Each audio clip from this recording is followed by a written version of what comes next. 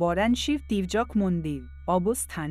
এই মন্দিরটি ভারতের পবিত্র শহর বারাণসীতে গঙ্গা নদীর তীরে অবস্থিত এবং এটি শিবদেবতার প্রতি নিবেদিত। এটি প্রায় ৮০০ বছরের পুরানো। তির্যক কাঠামো। মন্দিরটির একটি অসাধারণ বৈশিষ্ট্য রয়েছে। এর কাঠামো একটি ৯ ডিগ্রি কোণে বেঁকে আছে, যার কারণে এটি বারাণসীর তির্যক মন্দির নামে পরিচিত। এই অস্বাভাবিক স্থাপত্য বৈশিষ্ট্যটি মন্দিরটিকে শহরের অন্যান্য প্রাচীন ও পবিত্র স্থানগুলির মধ্যে এক বিশেষ পরিচিতি দিয়েছে। কর্বত ও লিঙ্গের পৌরাণিক কাহিনী।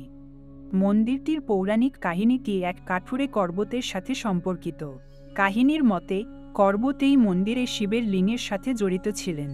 পৌরাণিক বিশ্বাস অনুযায়ী মানুষ দূরদূরান্ত থেকে এসে এখানে মাথায় আঘাত দিয়ে রক্তাক্ত হয়ে মৃত্যুবরণ করত, যাতে তারা মোক্ষ লাভ করতে পারে। স্বহত্যার প্রথা। উপাসকরা বিশ্বাস করত যে মাথার ওপর আঘাত করলে তারা মোক্ষ লাভ করবে। এই ভয়াবহ কাজটি আত্মহত্যা নয়, বরং একটি আধ্যাত্মিক উদ্দেশ্য হিসেবে মনে করা হতো, যা শেষ পর্যন্ত মৃত্যুর দিকে নিয়ে যেত। পুরোহিতের ভূমিকা।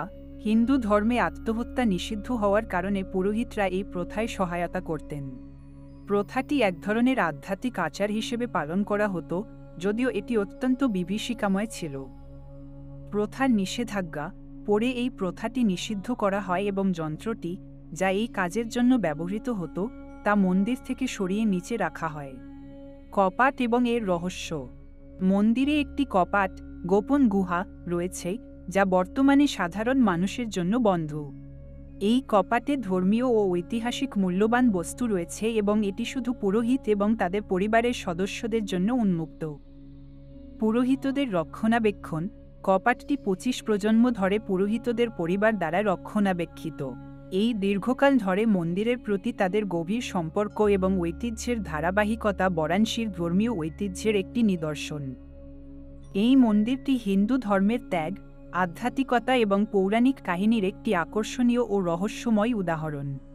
এটি একদিকে যেমন এক বিশেষ স্থাপত্যমূলক বৈশিষ্ট্য ধারণ করে, অন্যদিকে এটি ধর্মীয় এবং আধ্যাত্মিক অভ্যাসের এক জটিল মিলনস্থল।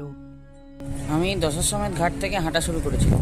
হেঁটে মণিকর্ণিকা ঘাট পেরিয়ে এই সেই ফেমাস মন্দির, এটা ইনক্লাইন কাশী কারওয়াট। আমি এলাম, পুরো ভিডিও করেছি, আপনারা দেখবেন। আর আপনাদের যদি এই ভিডিও ভালো লেগে থাকে, অবশ্যই আমার চ্যানেলে একটা লাইক, কমেন্ট, শেয়ার তো করবেনই, আর যারা নতুন তারা অবশ্যই সাবস্ক্রাইব করে নেবেন এবং নোটিফিকেশন আইকনটি অন করে নেবেন। Thank you. পরে দেখা হচ্ছে।